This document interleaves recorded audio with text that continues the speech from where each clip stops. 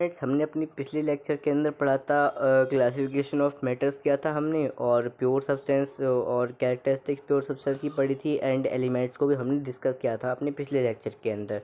तो in this lecture हम इस लेक्चर के अंदर क्लासिफिकेशन ऑफ एलिमेंट्स के ऊपर बात करने वाले हैं। तो क्लासिफिकेशन एलिमेंट्स को शुरू कर देते हैं। तो जैसा कि इस पर हेडिंग है यहाँ पर क्लासिफिकेशन ऑफ एलिमेंट्स, तो एलिमेंट्स को भी 3 टाइप्स में डिवाइड कर दिया गया है: मेटल, नॉन मेटल, मेटलॉइड्स। ठीक है, तो in this lecture only metalloids तक ही हम लोग पढ़ेंगे। और फर्स्ट नंबर पर आता है हमारा प्रॉपर्टीज़ ऑफ मेटल। ठीक है, यहाँ पर हमारा हेडिंग दिया, आप लोग नोट्स को बनाना चाहें तो नोट्स बना सकते हैं। तो प्रॉपर्टीज़ ऑफ मेटल है यहाँ पर हमारा। तो मेटल्स आर मेलेबल। ठीक है, अब ये अब डिस्कस करेंगे इसके बारे में, मतलब मेलेबल मतलब मेलेबिलिटी होती क्या है। तो यहाँ पर डेफिनेशन लिखी हुई है: the property of metal to be beaten into thin sheets is called malleability और मेलेबल। ठीक है, मेटल की वो प्रॉपर्टी जिससे हम मेटल को थिन शीट्स में मतलब जो है बीटन कर सकते हैं, कन्वर्ट कर सकते हैं, उसको मेलेबिलिटी बोलते हैं। ठीक है, और ये तो हो गया मेलेबिलिटी के एग्जांपल, जैसा कि गोल्ड है, कॉपर है, एल्यूमिनियम, सिल्वर, इसके एग्जांपल्स है। ठीक है, और हमारा सेकंड नंबर पर आता है metals are ductile. Metals ductile भी हैं, मतलब जो कि थिन वायर्स के अंदर ड्रॉन किए जा सकते हैं। और यहाँ पर लिखा हुआ भी है, देख सकते हैं डक्टिलिटी के अंदर: the property of metal to be beat drawn into thin wires, this property of metal is called ductility. मतलब मेटल की वो प्रॉपर्टी जिससे हम मेटल को थिन वायर्स के अंदर कन्वर्ट कर सकते हैं। ठीक है, मतलब कन्वर्ट कर सकते हैं और चेंज कर सकते हैं, वो एक ही बात होती है। तो ये हो जाता है डक्टिलिटी, और इसके एग्जांपल्स भी आ जाते हैं, जैसा कि इसके भी वही सेम एग्जांपल है, गोल्ड है, कॉपर। कॉपर के वायर्स आप लोगों ने देखे होंगे कि ज़्यादातर यूज़ होते हैं इलेक्ट्रिसिटी पास करने के लिए, तो वो थिन वायर्स के अंदर होते हैं कन्वर्ट, कॉपर के वायर्स। तो यही हो जाती है हमारे डक्टिलिटी के एग्जांपल्स। देख सकते हैं यहाँ पे example gold, copper, aluminium, silver, etc same examples हमारे रहेंगे। और आप लोगों के इसके अंदर मैं एक अच्छी बता दूँ: metals are good conductor of electricity. Metals जो होते हैं गुड कंडक्टर होते हैं इलेक्ट्रिसिटी के। और एग्जांपल मैं आप लोगों को बता दूँ तो हो जाएगा एग्जांपल के अंदर गोल्ड है, कॉपर है, एल्यूमिनियम है, सिल्वर, etc एक्सेट्रा। ठीक है, अब हमारा आ जाता है यहाँ पर सेकंड नंबर पे मेटल्स आर लस्ट्रस। लस्ट्रस भी होते हैं, एग्जांपल गोल्ड, एल्यूमिनियम, सिल्वर।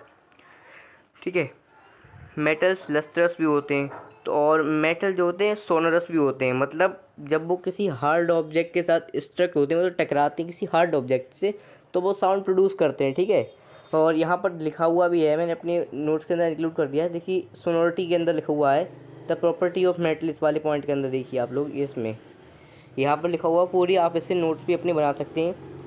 और हमारा सेकंड नंबर पर आता है properties of non metals.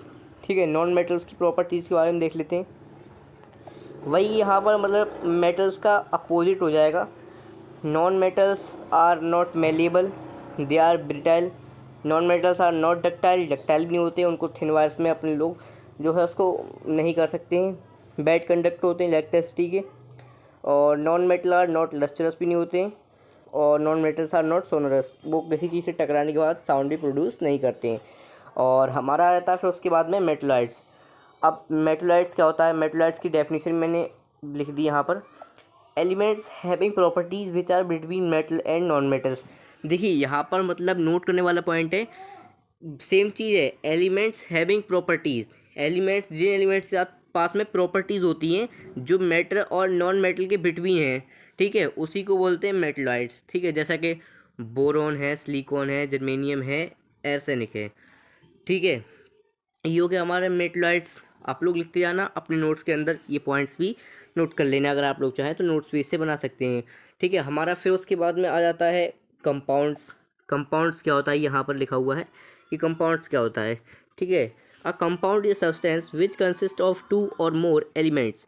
Compound वो मतलब सब्सटेंस होता है जो एक या 2 और मोर एलिमेंट्स को कंसिस्ट करता है, केमिकली कंबाइंड टुगेदर। लेकिन इसमें एक पॉइंट ये नोट करने वाला है कि इसमें केमिकली कंबाइंड होते हैं। ठीक है, in a fixed proportion by mass, fixed proportion में केमिकली कंबाइंड होते हैं बाय मास के द्वारा। ठीक है, तो यहीं पर हमारा आज का जो है लेक्चर का हो जाता है एंड। और नेक्स्ट लेक्चर में हम लोग पढ़ने वाले हैं कि मिक्सचर्स वगैरह के बारे में पढ़ेंगे, होमोजीनियस हेट्रोजीनियस मिक्सचर्स के बारे में पढ़ेंगे। और बस यहीं पर अपनी वीडियो कर देते हैं एंड।